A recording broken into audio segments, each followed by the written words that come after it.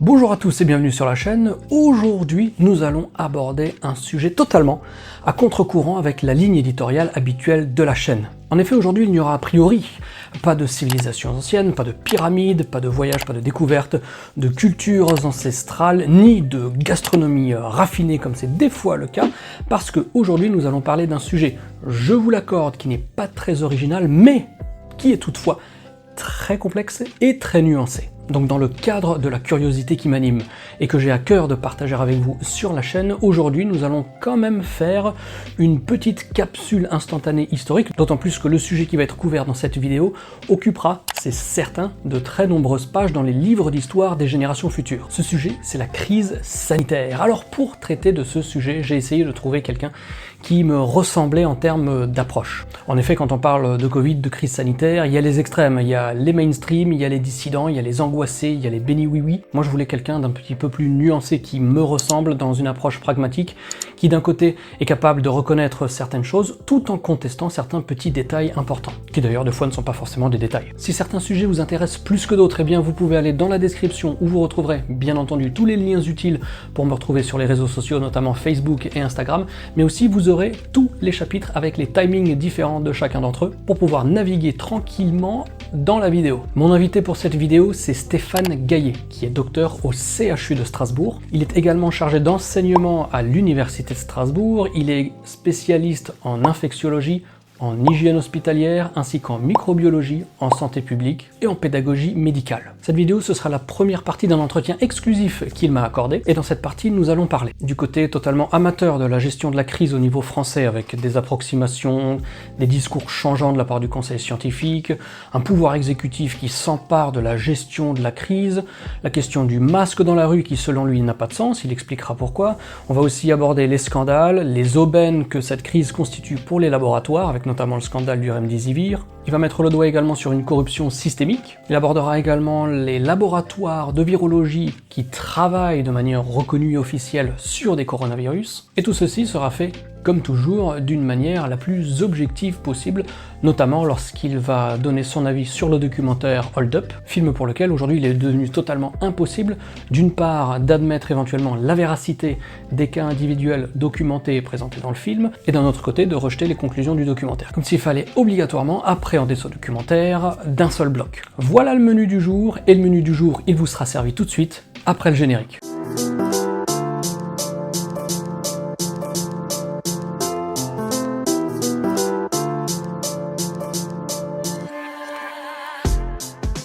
Bonjour docteur Gaillet, bienvenue Bonjour, sur Planète Raw. Merci beaucoup d'avoir accepté mon invitation.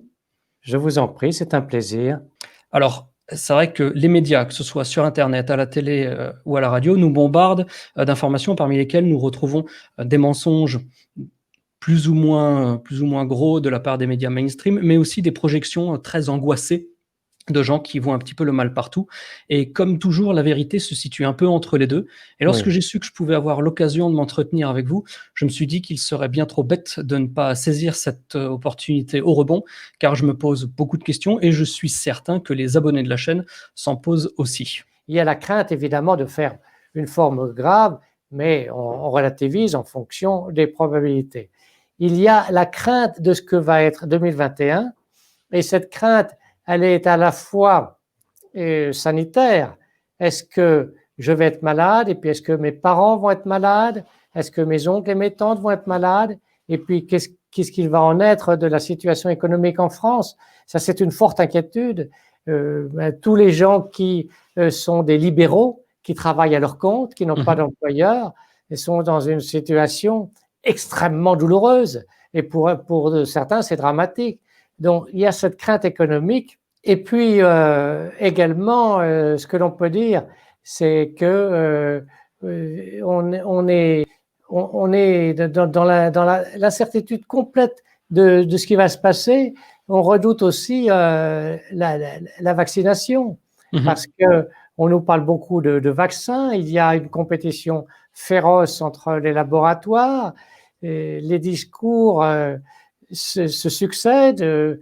On nous parle des vaccins à ARN messager, ensuite des vaccins à virus atténué. donc les gens vraiment ne savent plus tellement à quoi s'en tenir, ce qui les attend. C'est tout ça, cette crainte. Il y a vraiment, je trouve actuellement en France, une morosité. Une morosité. Et ça se ressent. Les Est-ce gens que deviennent un peu tristes et n'osent plus sortir, évidemment. On est en confinement. Donc, voilà les composantes de cette crainte.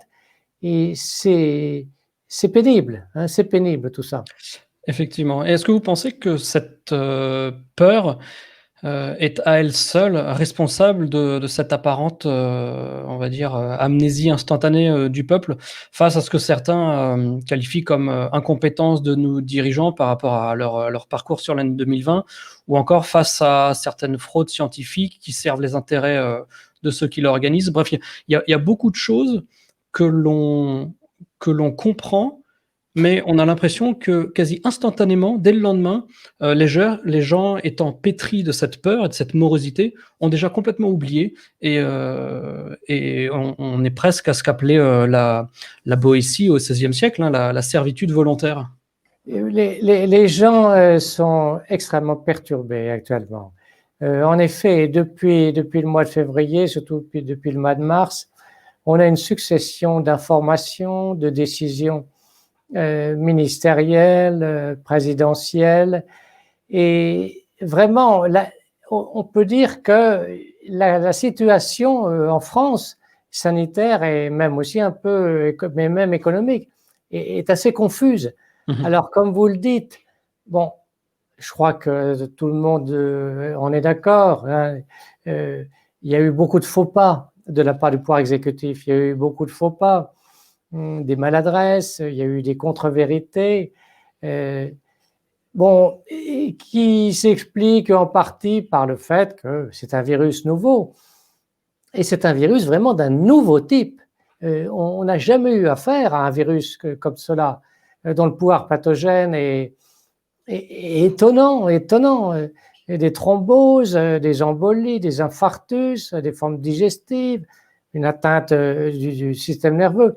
Donc déjà un virus qu'on ne comprenait pas bien au mois de mars, et pour cause, qu'on ne comprend pas toujours parfaitement actuellement.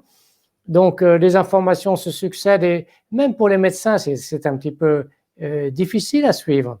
Et alors le grand public qui est néophyte en matière de santé, évidemment, il est perdu. Et puis, le pouvoir exécutif qui dit au mois de février, les masques ne sont pas vraiment très utiles. Hein, on se souvient très bien des discours. Les masques ne sont pas très utiles, ils ne sont pas indispensables. On a parlé des modes de transmission du virus et en matière de mode de transmission, ben, là encore, le discours était fluctuant. Pour la distance de sécurité, qu'on appelle souvent distanciation sociale, là encore, hein, ça n'a pas été dit, mais la véritable distance de sécurité, ce n'est pas 1 mètre, c'est 1,50 m. Et dans tous les autres pays, ça a été 1,50 m. Pour les pays qui ont des unités en pied, ça a été 1,80 m. Hein. 6 x 3 est 18. Et en France, bon, il y a eu une erreur de commise, on n'a pas voulu revenir dessus. On a maintenu cette distance de 1 mètre, mais si vous allez voir dans les hôpitaux, c'est partout indiqué distance de 1,50 m. Donc, vous voyez tout ça, et on pourrait décliner les autres erreurs et maladresses. Tout ça, bien sûr, bon, tout n'a pas été perçu par le grand public, mais tout cela dénote d'une gestion qui n'a pas été, je dirais, solide, hein, qui a été trop hésitante, puis maladroite, avec des erreurs. Donc, alors, le public a compris en partie cela. Bon, il a admis que comme on ne connaissait pas jusqu'à présent cette maladie, que évidemment le gouvernement pouvait faire des faux pas. Et puis ensuite, le conseil scientifique qui semblait pas toujours sûr de lui, il donnait les propositions, les recommandations à l'exécutif un peu en prenant beaucoup de précautions, et puis le pouvoir exécutif n'allait pas toujours dans le sens des recommandations du Conseil scientifique. Et actuellement, enfin, moi, c'est ma perception, et bon, ce que je dis n'engage que moi, hein, c'est que le pouvoir exécutif s'est emparé s'est emparé de la gestion de l'épidémie, mais je trouve que ce qu'il fait, ce n'est pas une gestion, c'est du pilotage, hein. Il pilote, voilà. On a l'impression d'un pilotage de l'épidémie en France, comme on pilote un avion, c'est-à-dire on accélère, on freine, on tourne à gauche, un coup à gauche, un coup à droite, alors que la circulation d'un virus, surtout celui-là, qui se transmet à la fois par voie respiratoire, par particules aéroportées, par voie cutanée, ça n'est pas du pilotage, c'est très complexe et il faut faire vraiment de la gestion épidémique. Or, le pouvoir exécutif, par définition, on n'a pas affaire à des spécialistes d'épidémiologie. Et moi, j'ai vraiment l'impression qu'ils pilotent ça, voilà, on ouvre, on ferme, et alors que ça ne se passe pas comme ça. Et on ne comprend pas bien d'ailleurs comment l'épidémie se propage. Enfin si, bien sûr, on sait que le virus est propagé de façon interhumaine et puis un petit peu par l'air, mais on ne comprend pas tout. Alors, le pouvoir exécutif, voilà, il prend telle ou telle décision, et il y a des décisions que nous, médecins, infectiologues, épidémiologistes, nous permettons de contester, hein. Par exemple, le port du masque obligatoire à l'extérieur. Alors, à l'extérieur, il se justifie pour des gens qui sont immobiles et proches les uns des autres. Mais pour des personnes qui marchent, c'est-à-dire qui sont en mouvement, là, ça n'a pas de sens, le masque à l'extérieur. Parce que dès que vous mettez des particules, elles sont dispersées dans l'air à cause des courants d'air, à cause du vent. Et quand je vois les cyclistes avec des masques, mais je me dis, mais c'est vraiment triste parce que, en plus, ça gêne quand même pour inspirer. Et puis, c'est triste de voir une personne masquée parce qu'il n'y a plus d'expression, il n'y a plus rien, il n'y a plus que les yeux. Et puis, ça n'est pas pertinent. Et puis, le port du masque pour les enfants, non. La plupart des médecins infectiologues, épidémiologistes, hygiénistes trouvent que c'est excessif. C'est excessif parce qu'il faut mesurer aussi l'impact psychologique. On a l'impression qu'actuellement, le masque, bien, c'est devenu une pièce d'uniforme. Voilà. Comme à l'époque, vous savez, les internats, dans les années 60, 70, tout le monde avait son uniforme. Et bien là, on sort, on met son masque, c'est une pièce d'uniforme. Le public est un petit peu désemparé. Alors, vous faisiez allusion au scandale. Oui, il y a eu un scandale. Et il y en aura d'autres. Parce que une épidémie comme ça, une pandémie, mais c'est une aubaine merveilleuse pour les spéculateurs, les gens qui font de la spéculation financière, et puis pour, bien sûr, les laboratoires pharmaceutiques, les trusts pharmaceutiques, parce que c'est l'occasion rêvée de faire des profits avec des masques, avec des gants, avec des produits hydroalcooliques, avec des médicaments. Et c'est pourquoi on voit une telle foire d'empoigne entre les différents laboratoires qui cherchent à tout prix à vendre des médicaments même peu efficaces. Et puis alors, il y a eu ce scandale du Remdesivir. Mais je pense qu'il y en aura d'autres. C'est un scandale de très haut niveau, parce que le laboratoire qui l'a fabriqué, évidemment, il s'est dit, il faut absolument que je vende mon produit, et ça va me permettre de faire des bénéfices énormes. Et puis, on va avoir la même chose avec les vaccins. Donc, actuellement, on a l'impression que le profit, hein, la course au profit est au premier plan par rapport aux objectifs de santé publique. C'est cela. Alors, bien sûr, la population s'en rend compte de ça, oui. Elle n'est pas amnésique, comme vous le disiez, mais elle est, franchement, j'essaie de me mettre à la place de la population. Les gens sont perdus. Et puis la science est bafouée en plus, parce que il y a eu des articles dans deux revues prestigieuses, de revues de renommée internationale, des articles falsifiés. Donc il y a de la corruption, une corruption systémique. Alors c'est grave et c'est extrêmement perturbant pour les gens, effectivement. Je ne crois pas qu'ils soient amnésiques, mais je crois qu'ils préfèrent essayer de penser à autre chose. En 2012, la revue Science et Vie parlait d'un virus artificiellement créé en Chine. Donc c'était quelque chose qui était détaillé, documenté il y a un peu moins d'une dizaine d'années. Pourquoi est-ce que soudainement aujourd'hui c'est devenu quasiment interdit de parler d'un virus créé en laboratoire qui finalement ne serait que une démarche de recherche et pas forcément quelque chose de vil avec que l'on développe pour obligatoirement avoir un impact négatif sur la population. Pourquoi est-ce qu'aujourd'hui on n'a plus le droit de dire ce qu'on avait dit objectivement et de manière documentée il y a une dizaine d'années? Parce que ça évoque une erreur de laboratoire qui aurait laissé échapper par manque de précaution un virus. Alors il faut quand même faire une précision, on ne sait pas fabriquer un virus à partir de rien. Ce que l'on sait faire, c'est prendre un virus sauvage, qu'on appelle un virus sauvage, chez la chauve-souris, puisque la chauve-souris, c'est un très gros réservoir de virus, Ebola, coronavirus.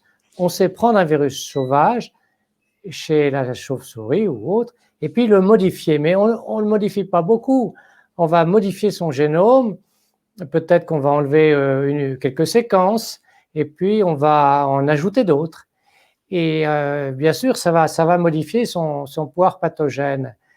Alors, plusieurs généticiens qui se sont intéressés au génome du SARS-CoV-2 eh bien, se sont rendus compte que ce génome semblait porter la trace de la main de l'homme, c'est-à-dire des ciseaux génétiques. Alors, si c'est le cas, si vraiment c'est un virus modifié en laboratoire et qui aurait été libéré dans la nature par erreur, c'est un scandale énorme. Et puis ensuite, on va demander des comptes, bien entendu. Et il y aura une enquête approfondie. Donc, c'est tellement énorme, tellement effrayant, terrifiant, qu'on préfère ne pas en parler. Et puis alors, bon, parmi les idées complotistes, il y a celle selon laquelle ce virus aurait été volontairement donc modifié avec ces ajouts de séquences, de façon à organiser une guerre virologique, quoi. Bon, ça semble invraisemblable parce que si jamais ça avait été le cas, il est évident que les personnes qui auraient été à l'origine de cette modification auraient pu craindre pour eux-mêmes, pour les leurs. Donc ça semble invraisemblable. En revanche, le fait qu'un virus modifié en laboratoire aurait pu échapper, ça, c'est quelque chose qui est plausible. Parce que, oui, l'erreur est humaine. Mais on préfère, oui, effectivement, on n'a pas le droit d'en parler. Mais comme on n'a pas le droit de prescrire de l'hydroxychloroquine ou à peine, un certain nombre de questions sont devenues tabous, comme vous le dites, en effet, pour les raisons que je vous indique. Et je ne sais pas si on pourra connaître la vérité. Alors qu'il est vrai que de nombreux laboratoires de virologie de très haut niveau de sécurité travaillent sur des virus. Et ça fait, oui, depuis des années qu'on travaille sur des coronavirus pour essayer de les comprendre et puis d'essayer des modifications pour voir ce que ça donne, effectivement. Moi, dans ce propos, j'ai l'impression qu'on ne peut pas, d'un côté, accepter le fait qu'il y ait eu un travail sur un virus dans des laboratoires de haute sécurité, et qu'il c'est certain. Voilà, et qu'il ait pu s'échapper de manière accidentelle, parce que dans les esprits entre guillemets dissidents, à partir du moment où il y a le travail sur le virus, c'est que forcément il y a une vision néfaste à la fin sur la population. D'un côté, on va avoir les mainstream, de l'autre côté, on va avoir les gens qui s'y opposent, mais qui vont tout de suite aussi tomber dans l'extrême opposé. Et c'est vrai qu'on a, on a des visions qui sont très manichéennes en ce moment et qui nous permettent pas de nuancer les propos et de vraiment essayer de voir un petit peu ce qui se passe réellement de manière objective. Enfin, comme je vous le disais, pour moi, il faut être fou pour penser que des virologues aient modifié un virus dans le but d'infecter sciemment la population. Pour moi, ça n'a pas de sens, puisqu'il est évident que le fait de lancer un virus dans la population avant d'avoir pu se protéger soi-même serait, je répète, un acte de folie. Bon, je ne crois pas non plus au complot, parce que oui, cette histoire de complot international, ça ne tient pas debout non plus. Selon cette théorie du complot, il y aurait des puissants politiques, des chefs d'État par exemple, des puissants financiers qui se réuniraient secrètement. Alors vous savez, les Illuminati, tout ça, qui se réuniraient secrètement pour essayer de modifier le monde, d'assujettir les populations, de les asservir, puis de s'emparer de toutes les richesses mondiales. Ça ne tient absolument pas debout, pour moi, pour deux raisons. La première raison, c'est que les gens qui ont beaucoup de pouvoir, généralement, ils sont très égoïstes et égocentriques, et ils sont incapables de s'entendre avec les autres. Généralement, ils roulent pour eux. Donc, je ne vois pas comment des gens pourraient s'entendre ensemble. Et puis, par ailleurs, un tel projet, pour moi, qui n'a pas de sens, c'est la science-fiction. Un tel projet, pour se réaliser, nécessiterait, je pense, au moins 50 ans. Or, 50 ans, c'est la durée pendant laquelle un être humain peut faire des choses. Généralement, ce qu'il fait, c'est sur une période de temps de 50 ans. Après, il ne voit plus les résultats. Donc, ça, non. Bon, en revanche, les trusts pharmaceutiques, ça, c'est pas nouveau. Ils cherchent, leur objectif, c'est pas de la santé publique, les trusts pharmaceutiques, c'est le profit. C'est le profit. Comme toute entreprise. Je suis désolé de dire qu'ils n'ont pas des objectifs de santé publique. Ils ont des objectifs de profit. Et le président, directeur général de Goldman Sachs, d'ailleurs, Monsieur Salomon, l'avait dit, son prédécesseur, que le médicament idéal, vu d'un laboratoire pharmaceutique, c'était un médicament qui ne guérissait pas, qui ne tuait pas, parce que dans les deux cas, on perd le patient, qui soignait un peu, mais pas trop, voilà. Donc ça c'est pas une invention, c'est évident. Donc les objectifs sont là, faire du profit. Et alors évidemment, les manœuvres, les stratégies qui sont déployées pour faire du profit ne sont pas toujours avouables. Et là, je répète ce que j'ai dit tout à l'heure, on est en période pandémique, épidémique, et c'est une occasion unique qui ne se reproduira peut-être jamais. Donc, il s'attaque pour les laboratoires. L'intérêt, c'est de faire feu de tout bois, c'est-à-dire d'essayer tout pour essayer de faire un maximum de profit.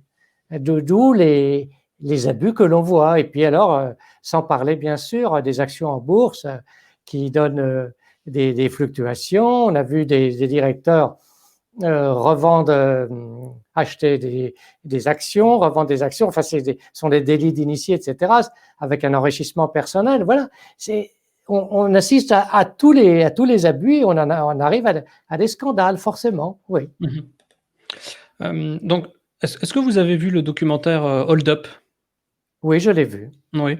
Alors, au-delà de l'idée à laquelle moi je n'adhère pas spécialement, c'est vrai que quand on regarde ce documentaire et quand on fait un petit peu attention aux réactions qu'il a suscitées, j'ai l'impression que l'idée de ce grand reset éclipse les faits qui sont documentés et présentés dans le film. Et finalement, on se demande pourquoi n'a-t-on pas le droit d'admettre individuellement la véracité de chaque cas de figure présenté dans le film, sans pour autant abonder dans le sens des conclusions finales qui sont tirées par le documentaire? Je Parce que suis tout à fait. quand on regarde, quand on écoute BFM, quand on se balade un petit peu sur internet, Hold Up est le nouveau, documentaire complotiste et cetera et cetera. Moi personnellement, je suis un petit peu comme vous, je n'adhère pas au message final qui est véhiculé par le documentaire. Par contre, lorsqu'on présente des cas isolés qui sont tous documentés, pourquoi ne peut-on pas tout simplement dire: «Ce sont des faits», comme on l'a dit il y a quelques instants avec le virus qui aurait pu s'échapper, le fait qu'on travaille sur des virus. C'est une fois de plus, on est dans une vision complètement manichéenne et d voilà, d'un côté, soit on est obligé d'être béni oui-oui à avaler la soupe, des médias mainstream, ou alors on est un grand complotiste Je qui suis tout à fait d'accord avec vous et c'est l'analyse que j'ai fait depuis sa parution de ce film Hold Up. J'ai toujours dit, quand on m'a interrogé, j'ai dit, il ne faut pas voir Hold Up comme un monobloc, on prend ou on rejette. Il mmh faut distinguer dans Hold Up des chapitres. Il y a plusieurs chapitres. Il y a le chapitre du traitement médicamenteux, hydroxychloroquine, azithromycine, remdesivir, etc. Il y a le chapitre origine du virus. Il y a le chapitre, alors évidemment, ça c'est à la fin, stratégie internationale, enfin mondiale plutôt, complot mondial, etc. Il faut bien distinguer tous ces chapitres et je suis vraiment d'accord avec vous. Pour moi, le chapitre qui concerne le traitement médicamenteux, où on parle abondamment de l'hydroxychloroquine et du remdesivir, je pense qu'il est vraiment très très proche de la vérité, mh. voire entièrement exact. Parce que tout ce qui est dit dans ce chapitre sur l'hydroxychloroquine, on va l'appeler comme ça, est sourcé, est documenté, est détaillé, est précisé. Et pour moi, mon analyse, hein, mais ça n'engage que moi, c'est que ce qui est dit est conforme à la vérité. On n'a pas exagéré, c'est un scandale de très haut niveau et je ne peux pas penser à ce jour que ça va rester sans suite et sans Mmh. suite judiciaire. Toutefois, je suis quand même effaré de voir que lorsque l'on a ouvert au grand jour, lorsque l'on a dit le scandale de l'article du Lancet qui concernait une étude qui était falsifiée et dont le dessein, hein, l'objectif était de toute évidence de discréditer l'hydroxychloroquine. Donc quand on a dit ça, alors que jusqu'à présent, The Lancet, mais c'était la revue en médecine, la revue internationale la plus prestigieuse. Quand on veut avoir un CV brillant, il faut 1, 2, 3 articles dans le Lancet. Et ce qui m'a vraiment énormément surpris, c'est que ce scandale n'ait pas fait plus de bruit. Mmh. Et alors là, oui, je vous rejoins quand vous parlez D'amnésie. d'amnésie. Mmh. On a l'impression que, bon, ben voilà, il y a eu un scandale dans le Lancet, tout ce qu'on a dit sur l'hydroxychloroquine était faux. Je suis vraiment atterré de voir qu'on n'en parle pratiquement plus. Voilà. Donc, le chapitre sur le Lancet, pardon, sur l'hydroxychloroquine et le remdesivir est pour moi vraiment un chapitre juste. Mmh. Ensuite, le chapitre sur l'origine du virus, il est bien présenté, et c'est à ce moment-là que l'on parle d'un projet. On travaille sur des coronavirus depuis plusieurs années. On parle même de brevets, c'est-à-dire qu'on a voulu fabriquer des virus modifiés pour les utiliser au laboratoire pour telle ou telle expérience. Voilà, ça paraît tout à fait plausible. Enfin, j'ai du mal de concevoir qu'on ait pu sciemment produire des documents qui soient falsifiés dans ce film. Bien sûr, je peux me tromper parce que je n'ai pas ni la possibilité ni le temps de vérifier l'origine des documents, mais la discussion à propos de l'origine du virus est, je trouve, assez bien faite. Et puis, on parle d'Alexandra Henrion-Côte, qui est une généticienne de renom. C'est une généticienne vraiment très chevronnée, qui a été directrice de recherche au CNRS. Et c'est elle qui dit, quand on regarde le génome du SARS-CoV-2, ben, on a vraiment bien l'impression qu'il porte la trace des ciseaux génétiques de l'homme. Donc, mais comme je vous l'ai dit, moi je ne crois pas beaucoup en la fabrication, entre guillemets, d'un virus à une fin de guerre virologique, parce que pour les raisons que je vous ai indiquées. L'idée même d'un complot international ne tient pas debout, parce que je pense que les gens sont incapables de s'entendre, voilà, tout simplement. Voilà. Alors évidemment, les gens qui ont été impliqués dans le scandale remdesivir, hydroxychloroquine, ont tout intérêt à dire c'est un film complotiste, de façon à discréditer complètement le chapitre sur l'hydroxychloroquine, puisque ces gens font partie de cette mouvance qui consiste à dire que non, l'hydroxychloroquine, y compris en association à l'azithromycine, ne marche pas, et puis c'est tout. Voilà. Vous avez raison. Vous avez raison. Il faut voir ce film de façon dépassionnée, se donner le temps de bien regarder tout et de bien séparer les chapitres. Voilà, j'espère que cette vidéo vous a plu, que ça vous a permis d'en apprendre un petit peu plus et de voir peut-être de manière un petit peu plus nuancée, comme je le disais en début de vidéo, cette crise sanitaire. Rendez-vous très très vite sur la chaîne pour la deuxième partie dans laquelle nous allons parler de la santé mentale de notre société, du vaccin bien évidemment, et bien d'autres petites réjouissances que je garde exclusivement pour vous. À très bientôt, merci d'avoir regardé la vidéo jusqu'au bout. D'ici là, portez-vous bien et n'oubliez pas de garder la passion. Ciao ciao.